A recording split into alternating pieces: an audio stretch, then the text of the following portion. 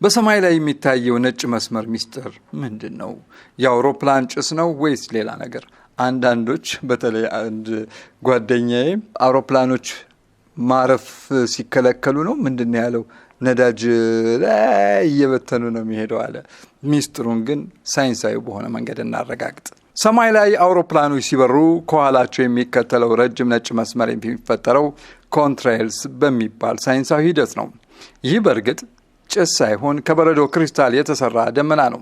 ይህ ክስተት የሚከሰትባቸው ዋና ምክንያቶች አውሮፕላኑ በሚበርበት ከፍታ ካለው ከባቢ አየር ሁኔታዎች ጋር የተያያዙ ናቸው። የጀት ሞተሮች ነዳጅ ሲያቃጥሉ ከሚፈጥሯቸው ዋና ጋዞች መካከል አንዱ እጅግ በጣም ሞቃት የሆነ የውሃ ትነት ሲሆን አውሮፕላኖች የሚበሩበት ከፍታ ከ8000 ሜትር በላይ ያለው የአየር ሙቀት ደግሞ እጅግ በጣም ቀዝቃዛ ነው ተብሏል። ሞቃቱ የውሃ ትነት ከሞተሩ ወጥቶ ወደዚህ እጅግ ቀዝቃዛ አየር ሲቀላቀል ወዲያውኑ በፍጥነት ይቀዘቅዛል። ልክ በብርድ ቀን ትንፋሽ መታየት ማለት ነው።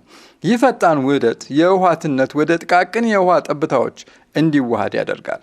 ከዚያም ወዲያውኑ ወደ በረዶ ክሪስታሎች ይቀየራሉ ነው የተባለው። በሚሊዮኖች የሚቆጠሩት እነዚህ የበረዶ ክሪስታሎች በአንድ ላይ ሆነው ነው እኛ ከታች ሆነን ነጭ መስመር መስሎ የምናየው። ስለዚህ የምናየው የአውሮፕላን የተቃጠለ ጭስ ሳይሆን በበረራ ምክንያት የተፈጠረ ጊዜያዊ ሰው ሰራሽ ደመና ነው።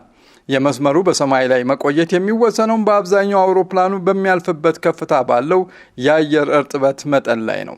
አየሩ ደረቅ ከሆነ የበረዶ ክሪስታሎች በአጭር ጊዜ ውስጥ ወደ ትነት ተመልሰው ይጠፋሉ።